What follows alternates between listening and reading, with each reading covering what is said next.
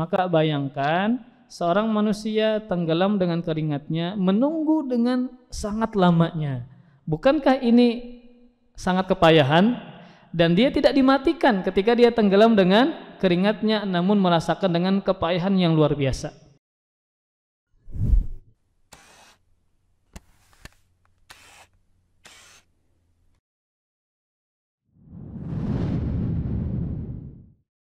Assalamualaikum warahmatullahi wabarakatuh. Innal hamdalillah nahmaduhu wa nasta'inuhu wa nastaghfiruh wa na'udzu billahi min shururi anfusina wa min sayyiati a'malina. May yahdihillahu fala mudilla lahu wa may yudlil fala hadiyalah. Wa asyhadu an la ilaha illallah wahdahu la syarika lah wa asyhadu anna Muhammadan abduhu wa rasuluhu la nabiyya ba'dah. Qala Allah Ta'ala fil Qur'anil Karim, ya ayyuhalladzina amanu taqullaha haqqa tuqatih wa la tamutunna illa wa antum muslimun. Ya ayyuhan nasu taqu rabbakum alladzi khalaqakum min nafsin wahidah wa khalaqa minha zawjaha wa batha minhuma rijalan katsiran wa nisaa'a wattaqullaha alladzi tasaaluna bihi wal arham innallaha kana 'alaikum raqiba. Ya ayyuhalladzina amanu taqullaha wa qulu qawlan sadida yuslih lakum a'malakum wa yaghfir lakum dhunubakum wa may yuti'illaha wa rasulahu faqad faza fawzan 'azima. Amma ba'du, fa inna asdaqal hadithi kitabullah wa khairal hadyi hadyi Muhammadin sallallahu alaihi wa alihi wasallam wa syarrul umuri muhdatsatuha fa inna kulla muhdatsatin fid din bid'ah wa kulla bid'atin dhalalah wa kulla dhalalatin finnar. Alhamdulillah, kita bersyukur kepada Allah Subhanahu wa taala pada kesempatan kali ini, pada malam hari ini kita dikumpulkan bersama dalam rumah Allah Subhanahu wa taala, dalam masjidnya, dalam rangka untuk menunaikan tugas kita di dunia, yaitu adalah beribadah kepada Allah Subhanahu wa taala. Semoga ibadah-ibadah ini menjadi pemberat timbangan kita di akhirat kelak, dan semoga Allah Subhanahu wa taala membalas dengan sebaik-baik ganjaran dan balasan. Kemudian salawat dan salam semoga senantiasa tercurahkan, terhaturkan kepada Nabi kita, Nabi besar Muhammad sallallahu alaihi wa alihi wasallam, dan kepada para keluarga, para sahabat dan orang-orang yang senantiasa meniti sunnah dan jalan beliau sampai hari kiamat kelak. Amin ya rabbal alamin. Kita masih membahas kitab Tauhid yang disusun oleh Syekh Muhammad bin Abdul Wahhab At-Tamimi, dan kita sampai di bab yang ke-17, yaitu tentang syafaat. Maka syafaat, ya, secara bahasa kalimat syafaat ini diambil dari kalimat syaf'un, yang artinya adalah genap. Syafaat diambil dari kata syaf'un yang maknanya adalah genap.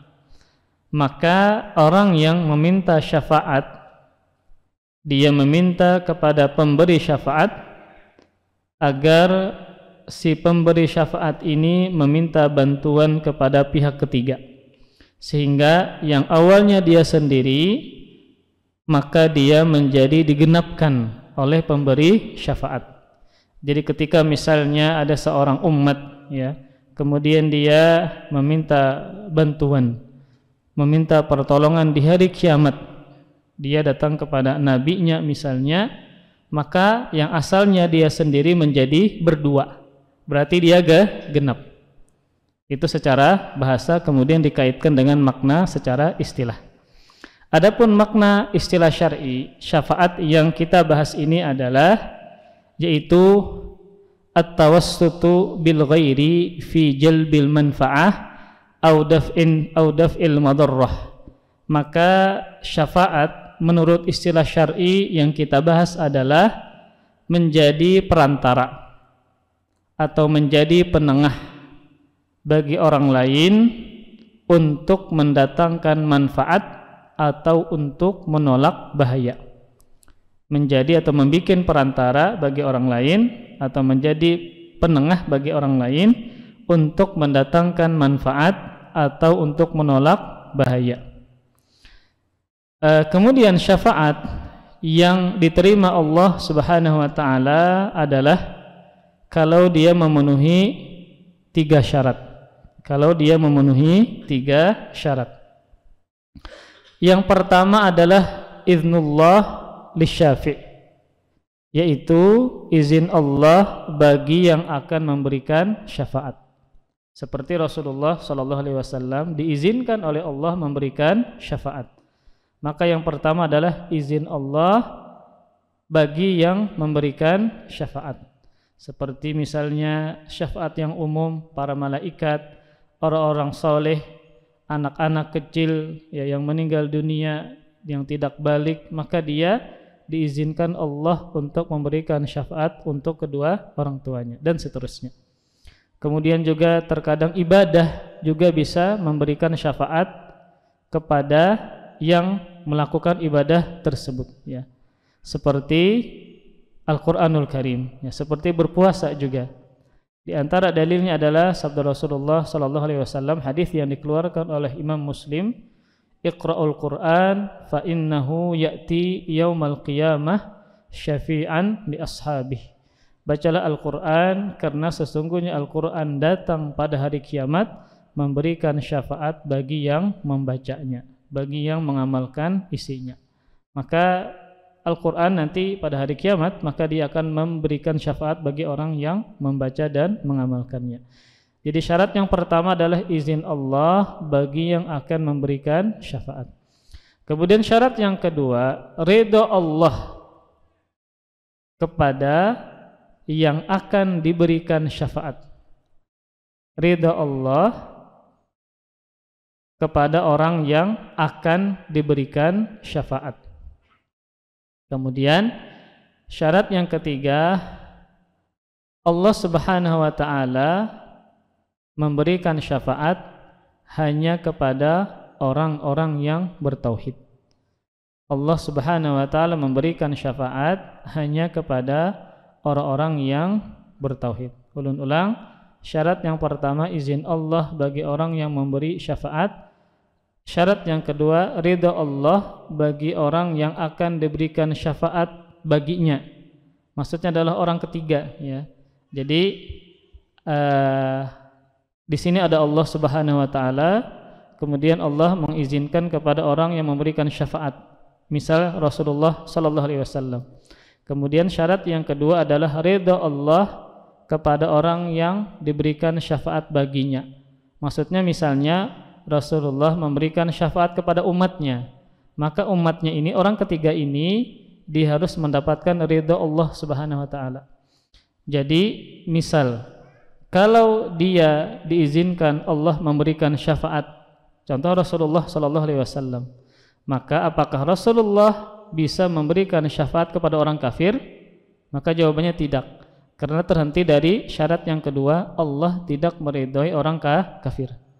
Walaupun Rasulullah diizinkan memberikan syafaat, tapi Allah Subhanahu wa taala, tapi orang kafir tidak diridhai Allah Subhanahu wa taala, sehingga Rasulullah tidak bisa memberikan syafaat kepada orang kafir.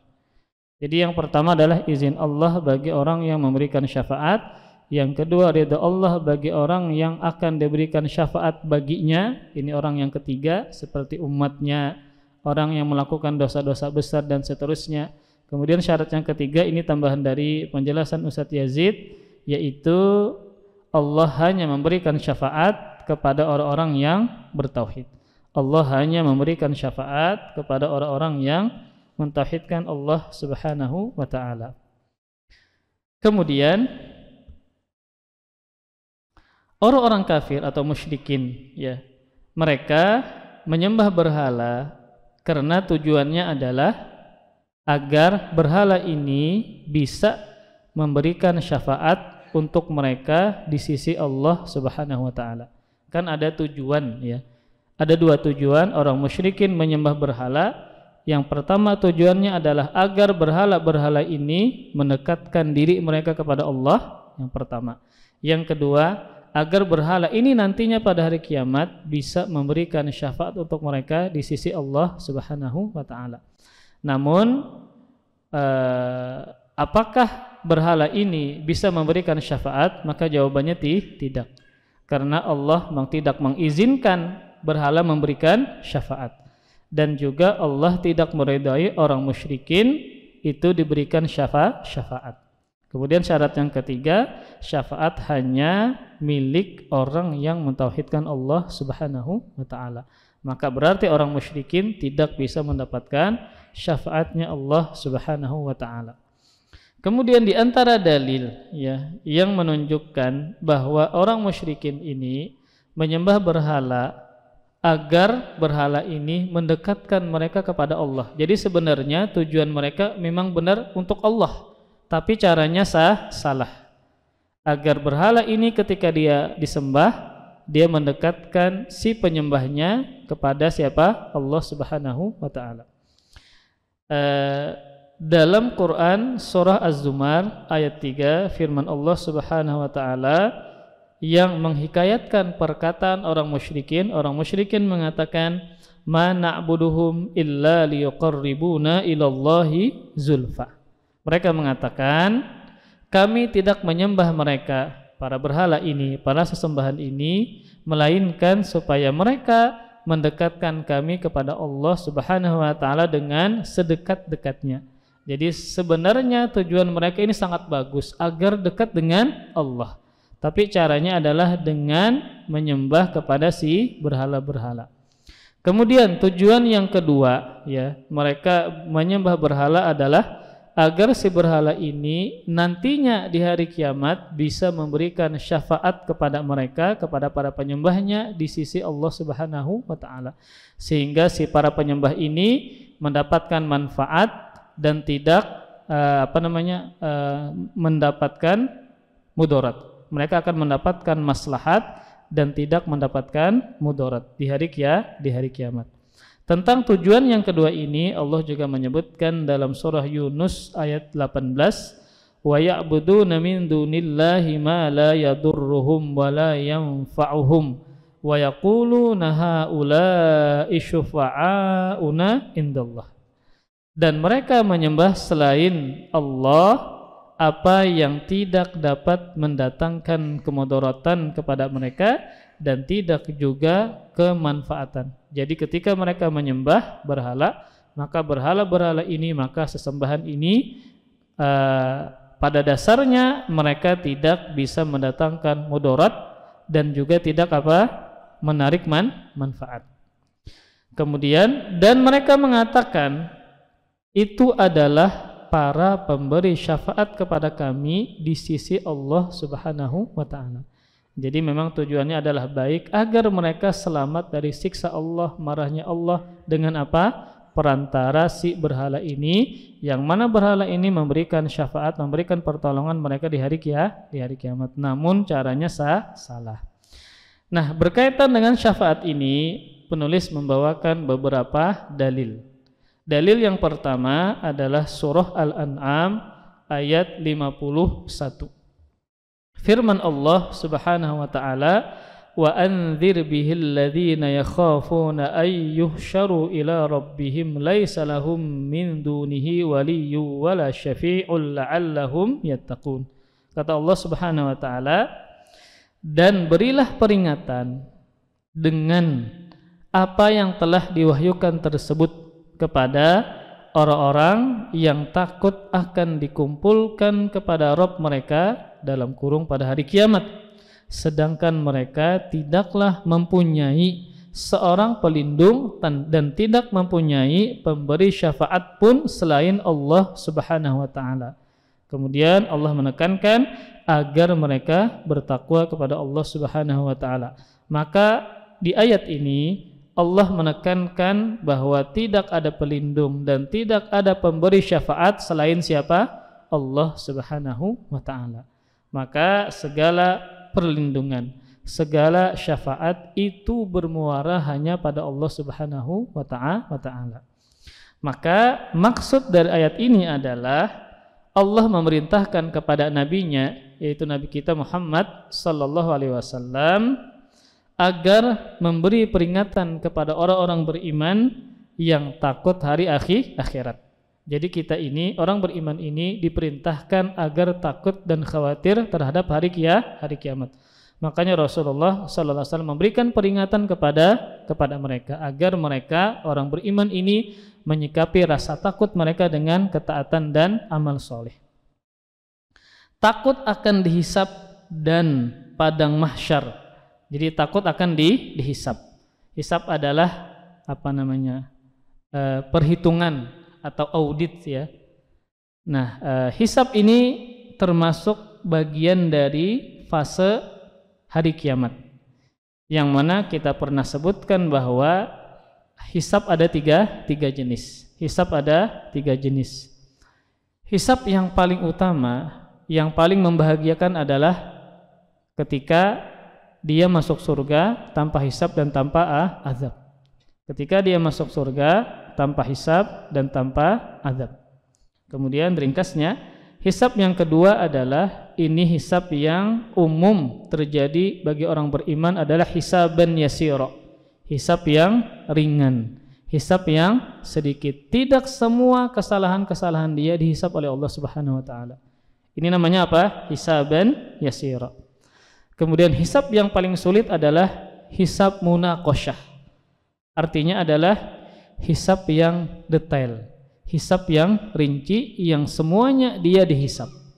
Maka semua perbuatan dia akan dihisab oleh Allah Subhanahu wa taala.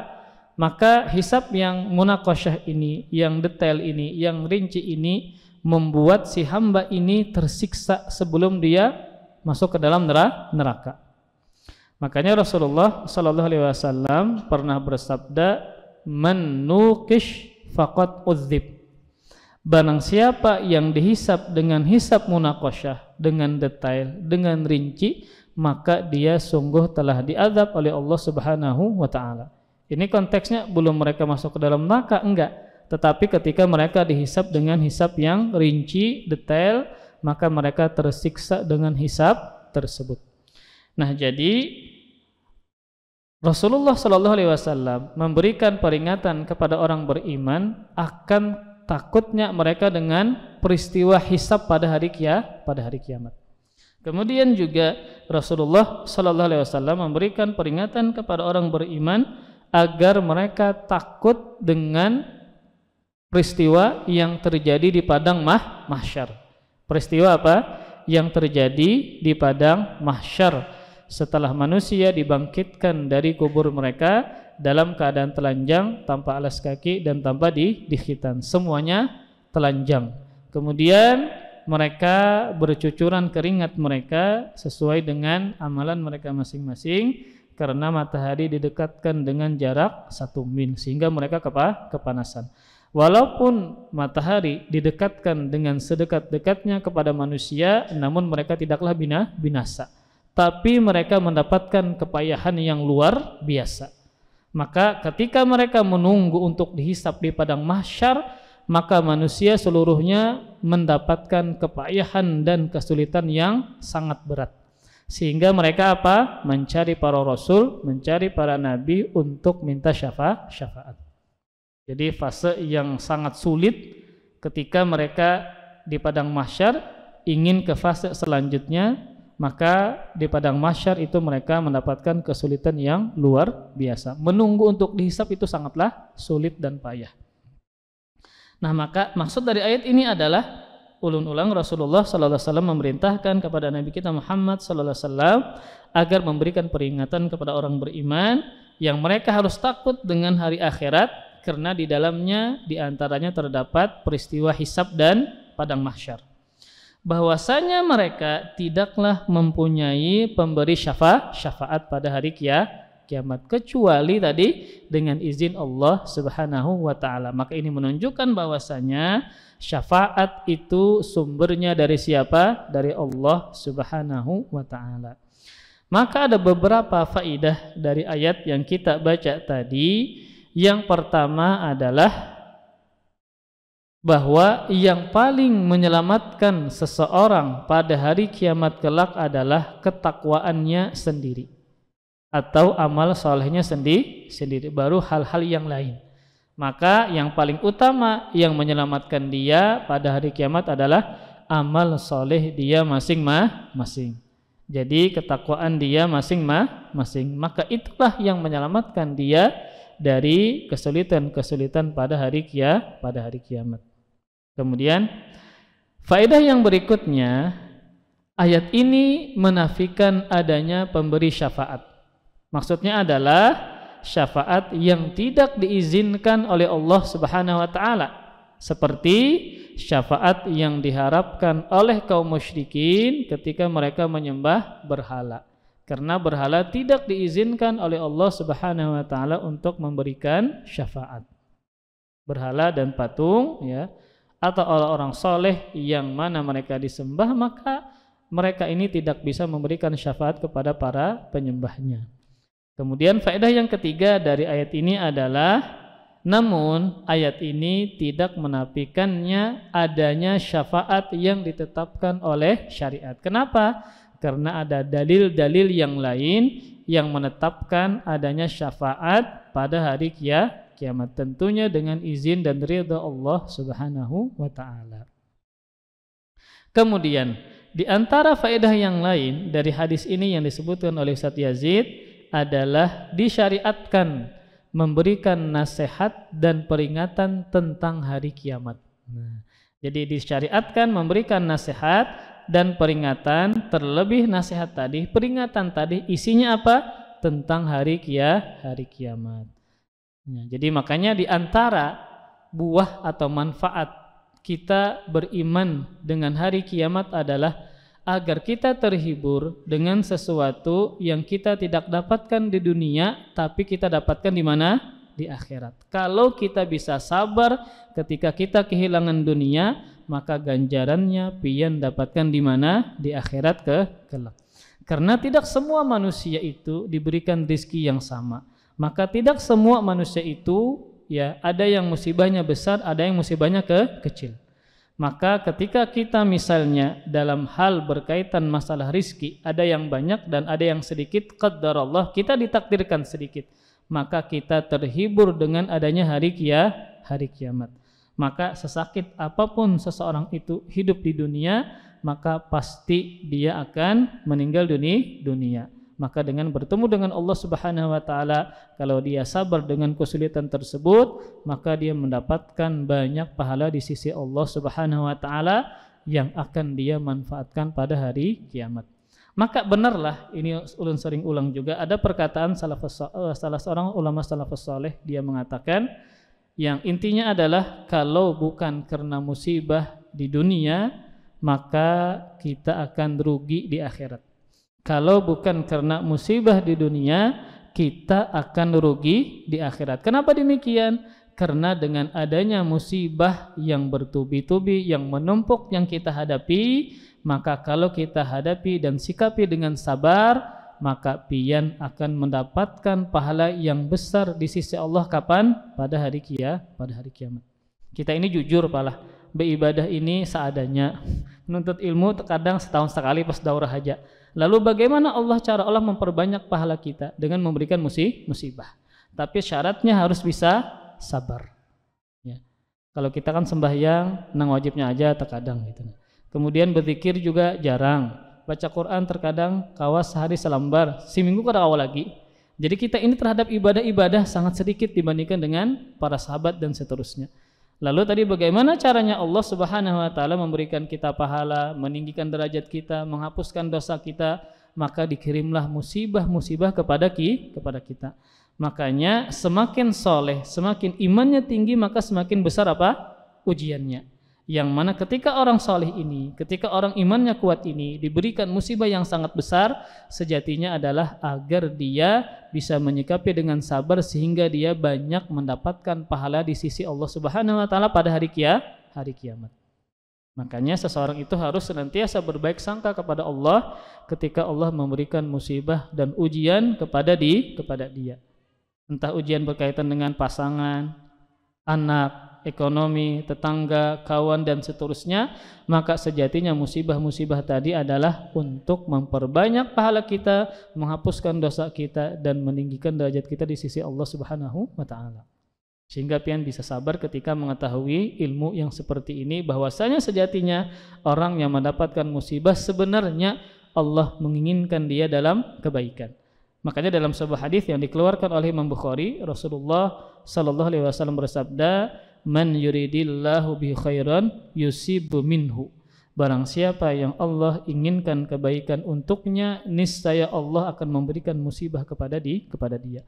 Maka sebesar apapun musibah yang dia hadapi, dia sabar, maka Allah menginginkan kebaikan untuknya, yaitu dengan mendapatkan pahala yang besar di sisi Allah pada hari kiamat. Maka tadi faidah yang keempat, disyariatkan memberikan nasihat dan peringatan tentang hari kiamat. Seperti kita menghibur diri kita ketika banyak hal-hal yang hilang berupa dunia, maka kita katakan cukup akhirat untuk kita. Karena bagaimanapun orang itu hebatnya, kuatnya, banyaknya pasukan dan istana, pasti dia akan meninggalkan semua itu dan akan mempertanggungjawabkan di sisi Allah Subhanahu wa taala. Makanya semakin dia banyak mendapatkan kenikmatan, semakin lama hisabnya. Maka semakin dia sedikit mendapatkan kenikmatan, maka juga akan semakin sedikit hisabnya di sisi Allah Subhanahu wa taala. Makanya di antara nabi yang jadi para nabi ini mereka adalah orang-orang yang tidak dihisab tidak dihisab pada hari kiamat. Kemudian kita teruskan. Jadi dalil yang pertama tadi menunjukkan bahwasanya Allah menafikan syafaat pada ayat ini, tetapi syafaat yang mana dilakukan oleh orang musyrikin terhadap berhala-berhala mereka, atau syafaat yang tidak diizinkan oleh Allah Subhanahu wa taala, maka Allah nafikan, sehingga para penyembah ini pada hari kiamat mereka tidak mendapatkan manfaat sedikit pun dari para berhala mereka, bahkan mereka melakukan kerugian yang paling besar, yaitu mereka dengan cara tadi melakukan kesyirikan kepada Allah Subhanahu wa taala. Kemudian dalil yang kedua, ketiga dan keempat tentang syafaat.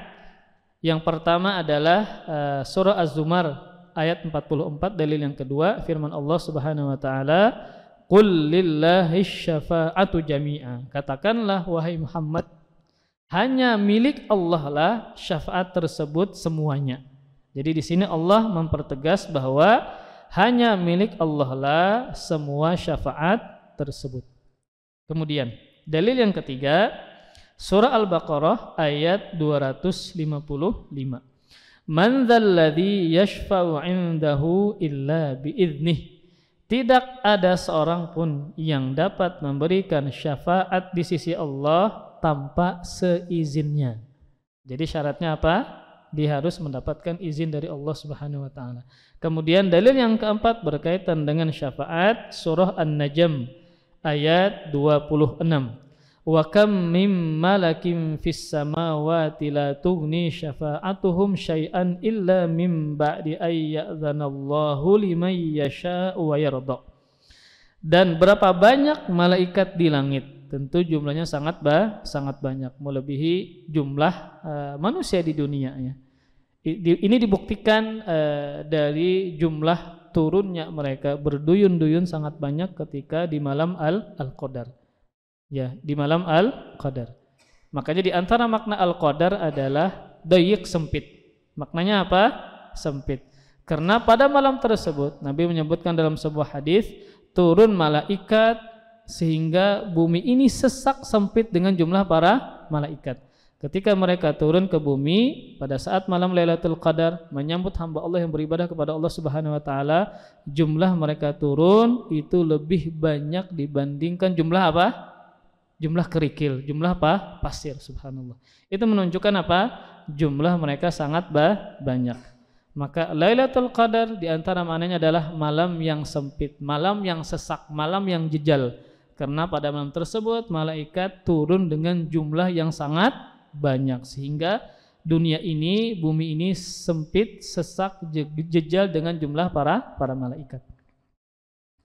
Kemudian kata Allah Subhanahu wa taala, dan betapa banyak dan berapa banyak malaikat di langit, syafaat mereka sedikit pun tidak bermanfaat kecuali setelah Allah mengizinkan untuk diberikan syafaat bagi siapa saja yang dikehendaki dan diridhoinya. Maka malaikat ya, yang mereka adalah makhluk Allah yang tidak pernah bermaksiat kepada Allah Subhanahu wa taala, maka mereka pun tidak bisa memberikan syafaat kecuali dengan izin Allah Subhanahu wa taala. Dan juga ini menunjukkan dalil bahwa malaikat juga bisa memberikan syafaat. Ini dalil bahwasanya malaikat juga bisa memberikan syafaat kepada hamba-hamba Allah Subhanahu wa taala. Kemudian ini dalil dengan dua syarat dari syafaat adalah yang pertama adalah izin Allah, yang kedua adalah ridha Allah Subhanahu wa taala kepada orang yang diberikan syafaat baginya. Maka keempat dalil tadi dari yang pertama, yang kedua, yang ketiga, yang keempat, maka empat dalil ini berkaitan dengan syafaat yang bisa kita susun menjadi empat model dalil. Model yang pertama adalah terkait empat dalil tadi, menetapkan syafaat hanya milik Allah. Menetapkan apa? Syafaat hanya milik Allah. Kemudian model dalil yang kedua adalah menafikan syafaat secara mutlak. Menafikan apa? Syafaat secara mutlak. Ini pada dalil yang kedua ya. Ya, kedua. Yang pertama ya. Yang pertama, masih yang pertama. Kemudian model dalil yang ketiga adalah menafikan syafaat untuk orang-orang kafir dan musyrikin. Menafikan syafaat untuk orang-orang kafir dan musyrikin.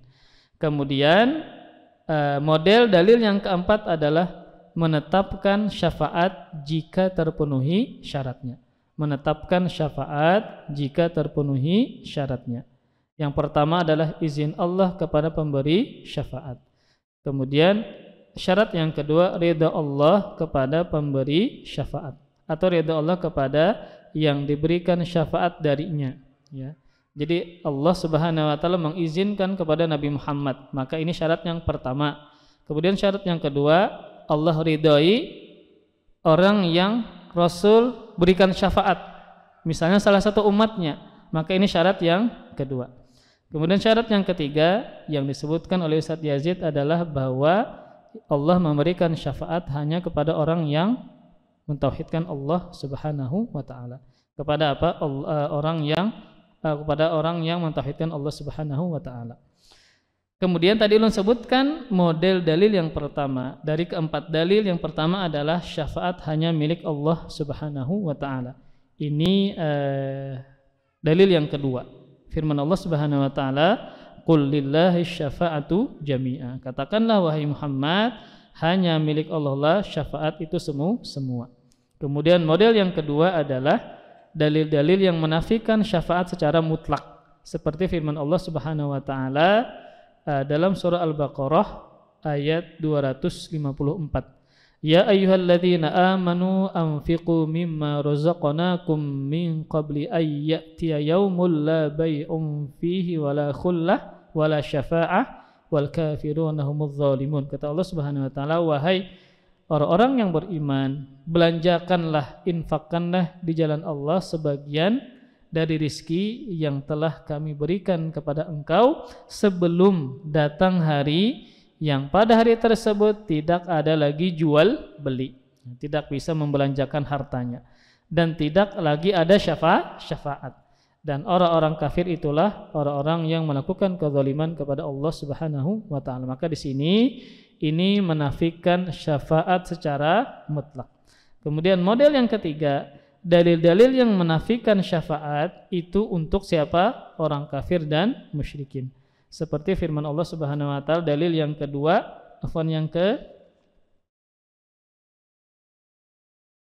dalil yang ketiga. Dan juga di antara dalilnya adalah fama tanfa'uhum syafa'atus syafi'in. Surah Al-Muddatsir ayat 48. Maka tidak bermanfaat bagi mereka syafaat dari orang-orang yang memberikan syafaat ketika mereka ini minta syafaat kepada selain Allah, maka tidak bermanfaat. Kemudian model yang keempat adalah dalil-dalil yang menetapkan adanya syafaat jika terpenuhi beberapa syaratnya. Yang pertama adalah izin Allah kepada pemberi syafaat, kemudian ridha Allah kepada yang diberikan syafaat, kemudian yang ketiga Allah memberikan syafaat kepada yang mentauhidkan Allah Subhanahu wa taala. Kemudian pembagian syafaat. Maka syafaat terbagi dari sisi diterima atau tidaknya terbagi dua. Syafaat ditinjau dari diterimanya atau tidak terbagi dua. Yang pertama adalah syafaat musbatah. Maksudnya adalah syafaat yang ditetapkan, syafaat yang dipenuhi, yang dikabulkan. Maka syafaat ini kalau memenuhi syaratnya. Kemudian yang kedua adalah syafaat manfiyah, syafaat yang tertolak, yang dinafikan. Kalau tidak memenuhi syaratnya, maka dia dinafikan, maka dia tertolak. Seperti para berhala yang tidak bisa menjadi syafaat bagi para penyembahnya karena Allah tidak mengizinkan si berhala-berhala tersebut. Kemudian pembagian syafaat ditinjau dari tempatnya. Ditinjau dari tempatnya di mana syafaat itu bisa didapatkan, maka terbagi dua. Pertama syafaat di dunia, yang kedua syafaat di akhirat. Syafaat ditinjau dari tempatnya di mana syafaat ini bisa didapatkan, maka ada dua tempat. Yang pertama syafaat di dunia, yang kedua syafaat di akhirat. Nah, syafaat di dunia ini terbagi dua pulang. Syafaat di dunia ini terbagi dua lagi. Yang pertama adalah pada perkara yang dimampui oleh hamba. Syafaat pada perkara yang dimampui oleh hamba. Seperti misalnya seseorang yang ingin melamar kerja. Melamar kerja ke perusahaan teman kita. Ada orang atau teman kita, dia melamar kerja ke perusahaan yang miliknya teman kita juga. Dan kita ini mengenal baik dan amanahnya orang yang melamar ini karena kawan kita. Jadi kita anggaplah punya dua kawan. Satu kawan ini melamar kerja di tempat perusahaan kawan kita juga. Maka kita mengetahui orang ini adalah yang melamar ini adalah orang baik, orang yang amanah, orang yang jujur, maka ulun memberikan syafaat dalam artian ulun merekomendasikan orang ini untuk diterima kepada pemilik perusahaan yang kawan ulun tadi. Maka ini dibolehkan enggak? Dibolehkan karena ulun mampu untuk memberikan rekomendasi untuk menjelaskan bahwa dia adalah orang baik. Maka ini adalah syafaat di dunia, dan ini dibolehkan pada perkara yang dimampui oleh hamba. Seperti tadi ulun memberikan rekomendasi tazkiyah bahwa si melamar kerja ini, kawan ulun ini adalah orang baik, orang amanah, orang jujur, lalu ulun kirim kepada kawan satunya pemilik perusahaan. Maka ini dibolehkan, dan ini adalah sebagai bentuk pengamalan dari firman Allah Subhanahu wa taala, wa ta'awanu 'alal birri wat taqwa, dan kalian tolong menolonglah dalam kebaikan dan ketakwaan. Kemudian dan juga firman Allah Subhanahu wa taala surah An-Nisa, may yashfa' syafa'atan hasanatan yakul lahu nasibum minha. Barang siapa yang memberikan syafaat yang baik, niscaya dia akan memperoleh bagian pahala daripadanya. Maka tadi termasuk ulun memberikan syafaat dengan memberikan manfaat kepada kawan tadi, dengan memberikan rekomendasi kepada kawan satunya pemilik perusahaan agar dia diterima, maka ulun mendapatkan pahala di sisi Allah Subhanahu wa taala. Kemudian yang kedua, ini masih syafaat di dunia. Perkara tersebut, jenis syafaat ini harus terpenuhi dua syarat. Harus terpenuhi dua syarat kalau dia dikatakan sebagai boleh. Jadi syafaat seperti ini boleh diizinkan kalau memenuhi dua syarat. Syarat yang pertama, perkara tersebut adalah perkara mubah. Ulun merekomendasikan ini adalah perkara yang mubah. Bukan perkara zalim, enggak. Perkara yang mubah. Ulun tahu sifatnya. Ini memang orang amanah. Beda kalau seandainya orangnya enggak amanah. Orangnya ini pendusta, lalu ulun katakan ini jujur benar, ini tidak boleh, ya. Ini perkaranya tidak boleh. Jadi perkaranya adalah perkara yang mubah, bukan perkara yang haram. Ulun merekomendasikan mengatakan orang ini jujur, kemudian dibikinkan surat, ya, ada tanda tangan ulun, ada stempel ulun, ini orangnya baik, amanah, jujur, lalu ulun kirim kepada perusahaan si teman tadi. Jadi ini adalah perkara yang mubah, bukan dalam perkara yang haram. Ya. Kemudian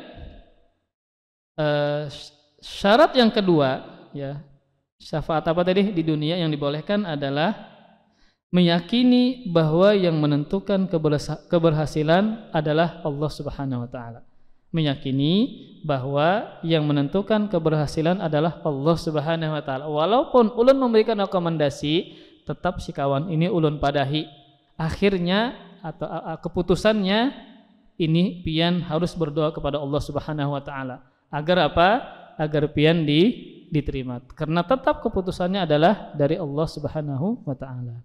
Tadi secara umum, ya, bahwa syafaat ditinjau dari tempatnya di mana didapatkan maka terbagi dua.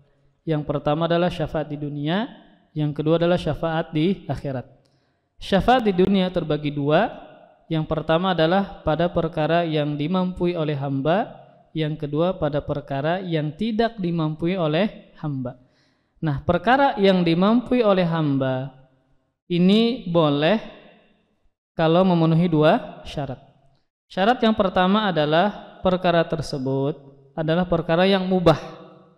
Jadi ulun memberikan rekomendasi tadi karena memang itu dibolehkan, bukan dia dilarang oleh syariat, ya. Tapi kalau seandainya dalam bukan perkara yang mubah, yang dilarang, yang diharamkan, misalnya seperti ada orang yang dia ingin kerja di tempat riba, lalu ulun misalnya merekomendasikan, nah ini tidak boleh karena bukan perkara yang mubah. Jadi kalau dia bekerja di perusahaan, ya, kemudian itu bukan riba dan seterusnya, maka ulun boleh merekomendasikan untuk dia sehingga diterima. Kemudian tadi syarat yang kedua, tetap meyakini bahwa yang menentukan keberhasilan adalah Allah Subhanahu wa taala. Maka syafaat dan pemberi syafaat hanyalah sebagai sebab saja. Namun tetap Allah Subhanahu wa taala yang menentukan, sehingga si kawan ulun yang melamar kerja tadi tidak bergantung terhadap rekomendasi ulun, tetap dia menggantungkan dirinya kepada Allah Subhanahu wa taala. Kemudian perkara yang kedua, syafaat di dunia adalah pada perkara yang tidak dimampui oleh hamba. Syafaat pada perkara yang tidak dimampui oleh hamba, seperti yang dilakukan oleh orang-orang musyrikin yang meminta syafaat kepada orang yang sudah meninggal dunia atau kepada patung. Apakah patung ini bisa memberikan syafaat kepada mereka? Maka jawabannya tidak bisa, dia tidak mampu. Atau orang yang sudah meninggal dunia maka juga tidak mampu. Maka tentu ini adalah perkara yang tertolak.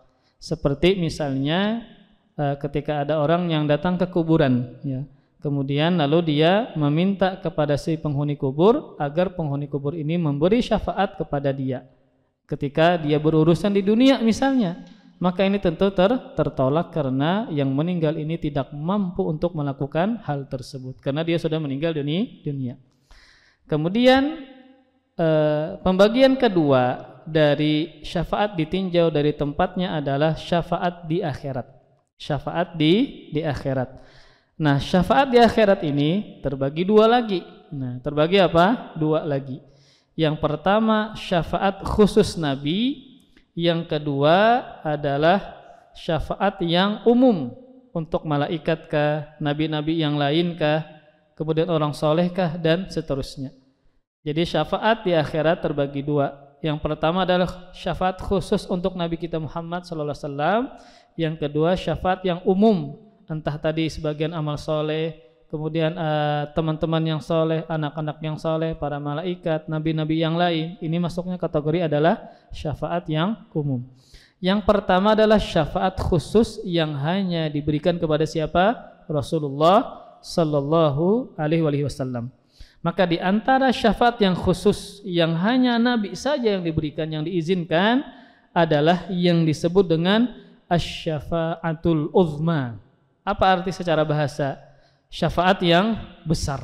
Syafaat yang besar, dan ini tempatnya adalah di padang mahsyar. Dan ini adalah tempatnya di padang mahsyar, yang mana semua orang menunggu untuk disidang ke fase berikutnya, dan menunggunya mereka sangat payah, sangat lama, sangat sulit, sehingga mereka ingin disegerakan.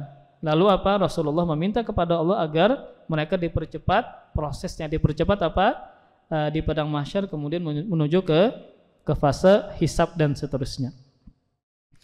Tentang syafaat uzma ini di padang mahsyar yang hanya Rasulullah sallallahu alaihi wasallam aja diizinkan, ini sebagaimana firman Allah Subhanahu wa taala dalam surah Al-Isra ayat 79. Firman Allah Subhanahu wa taala, "Wa minal laili fatahajjad bihi nafilatan lak asa ayyab'atsaka rabbuka maqamam mahmuda." Kata Allah Subhanahu wa taala, dan pada sebagian malam hari salat tahajudlah engkau wahai Muhammad, ya, dan ayat ini ditujukan kepada Nabi Muhammad. Dan pada sebagian malam hari salat tahajudlah engkau wahai Muhammad sebagai suatu ibadah tambahan bagimu.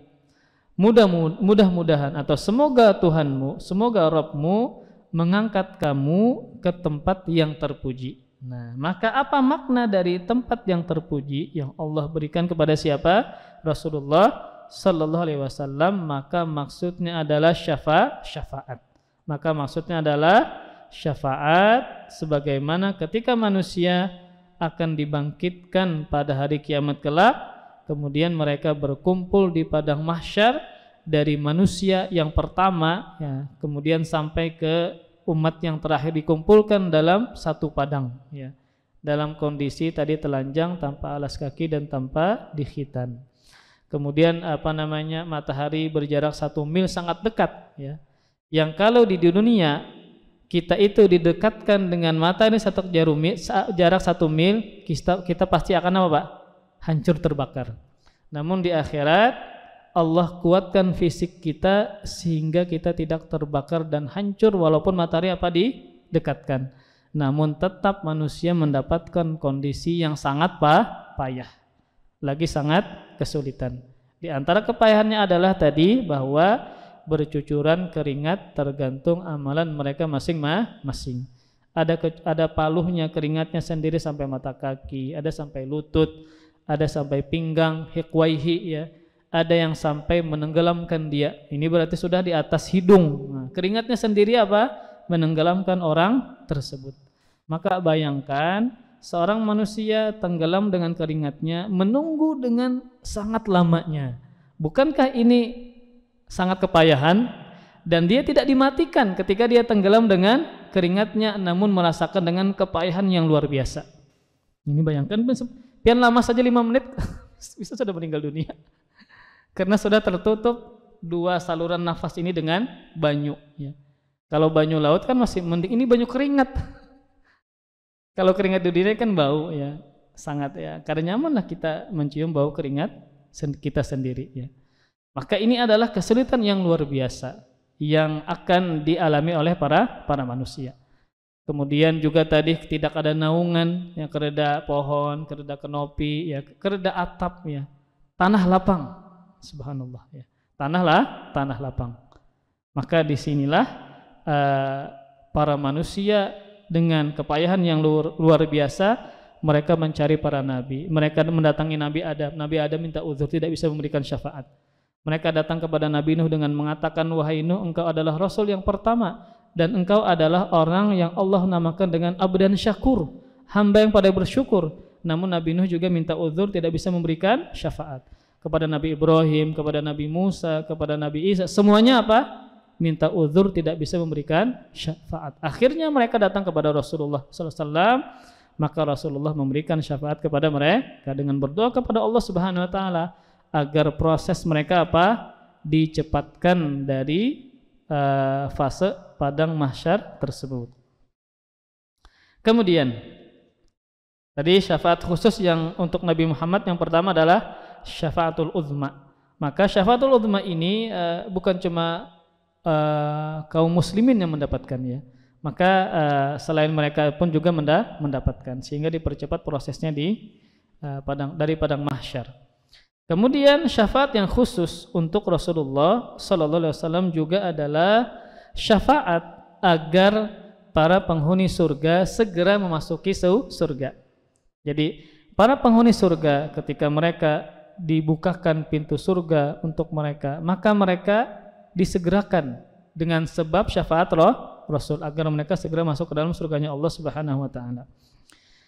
Jadi para penghuni surga ya, mereka bisa masuk ke dalam surga setelah pintu surga pertama kali dibuka oleh siapa? Rasulullah sallallahu alaihi wasallam.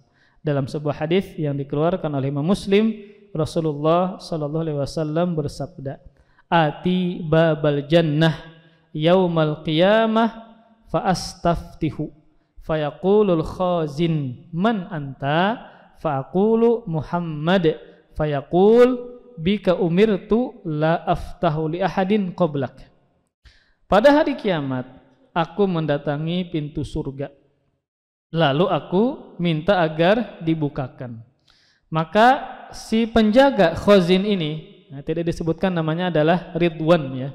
Jadi namanya adalah Khazinul Jannah, penjaga surga. Memang ada sebagian ulama yang mengatakan namanya adalah Ridwan ya. Namun wallahu alam bisawab, tidak ada dalil yang tegas yang mengatakan namanya adalah Ridwan. Ya, namanya adalah Ridwan. Wallahu alam bisawab. Jadi namanya adalah Al-Khazin atau Khazinul Jannah, penjaga surga. Sang penjaga pintu mengatakan, "Man anta?" Siapa pian? Nah, siapa engkau? Maka aku menjawab, kata Nabi Muhammad, Muhammad. Kemudian penjaga ini mengatakan, "Aku diperintahkan untuk membuka karena engkau."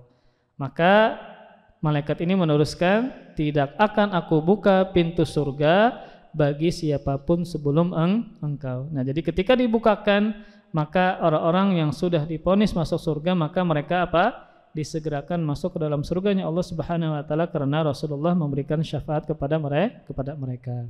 Kemudian syafaat yang khusus yang hanya Rasulullah sallallahu alaihi wasallam diberikan saja adalah syafaat untuk pamannya Abu Thalib. Karena secara asal orang kafir tidak bisa mendapatkan syafaat.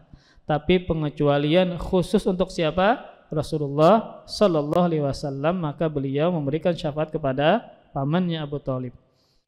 Di antara hadis ya yang menceritakan tentang peristiwa keadaan dari Abu Thalib, hadis yang diriwayatkan oleh paman beliau Abbas bin Abdul Muthalib ya, berarti saudaranya Abu Thalib. Dia bertanya kepada Nabi Muhammad sallallahu alaihi wasallam, hadis yang sahih dikeluarkan oleh Imam Muslim. "Hal nafa'ta Aba Talibin bi syai'in fa innahu kana yakhutuka wa yaghdabu lak?" Qala na'am huwa fi dhahdahin min nar walaula ana lakana fid darkil asfali minan nar. Ketika pamannya Abbas bertanya kepada Nabi Muhammad sallallahu alaihi wasallam, "Wahai Rasul, apakah engkau memberi manfaat kepada Abu Thalib walaupun hanya sedikit? Bukankah ketika dia masih hidup, Abu Thalib masih hidup, dia membela-mu, kemudian melindungimu ya, dan marah untuk membela-mu?" Kemudian Nabi Muhammad sallallahu alaihi wasallam menjawab, "Iya, dia berada di neraka yang paling atas. Kalau bukan karena syafaatku, pasti dia akan disiksa di dasar neraka." Jadi karena syafaat Nabi yang asalnya dia di dasar neraka, kemudian dia disiksa dengan siksaan yang paling ringan. Namun walaupun siksaan yang paling ringan, tetap itu adalah azab yang sangat apa Pak? Membinasakan dan menghancurkan. Apa jenis azab yang diterima Abu Thalib setelah mendapatkan syafaat Nabi? Maka dalam hadis yang lain dari sahabat Abu Sa'id Al-Khudri bahwasanya Rasulullah sallallahu alaihi wasallam ditanya tentang pamannya Abu Thalib. Maka Nabi menjawab, la'allahu tanfa'uhu syafaati yaumal qiyamah fayuj'alu fi dhahdahin min nar yablughu ka'baihi yaghli minhu dimaghuhu. Semoga syafaatku bermanfaat baginya kelak pada hari kiamat. Api neraka diletakkan setinggi 2 tumitnya sampai membuat otaknya mendidih. Nah, itu siksaannya. Kalau seandainya tidak mendapatkan syafaat Nabi, maka lebih ganas daripada ini. Namun ini sudah sangat ganas. Jadi apinya tadi apa? Diletakkan hanya setinggi 2 tumitnya, namun membuat otaknya mendidih. Subhanallah. Ini luar biasa. Jadi tetap dia masuk ke dalam nerakanya Allah Subhanahu wa taala, walaupun dengan azab yang ringan, tetap itu adalah azab yang sangat pedih. Ya, kita cukupkan gini. Nanti kita sambung lagi syafaat pada hari kiamat. Kemudian jenis yang kedua adalah syafaat umum, yang bukan hanya Rasul saja yang bisa memberikan syafaat, tapi orang soleh, kemudian para malaikat, amal-amal soleh dan seterusnya. Kita sambung insyaallah di pertemuan berikutnya. Wallahu alam bishawab. Wassallallahu ala nabiyyina Muhammadin wa ala alihi wa sahbihi wa baraka wa sallam. Subhanakallahumma wa bihamdika asyhadu an la ilaha illa anta astaghfiruka wa atubu ilaik. Wassalamualaikum warahmatullahi wabarakatuh. Terima kasih. Jazakumullah khairan wa barakallahu fikum. Video ini dibuat atas partisipasi dari donasi Anda. Semoga menjadi amal jariah bagi Anda semuanya.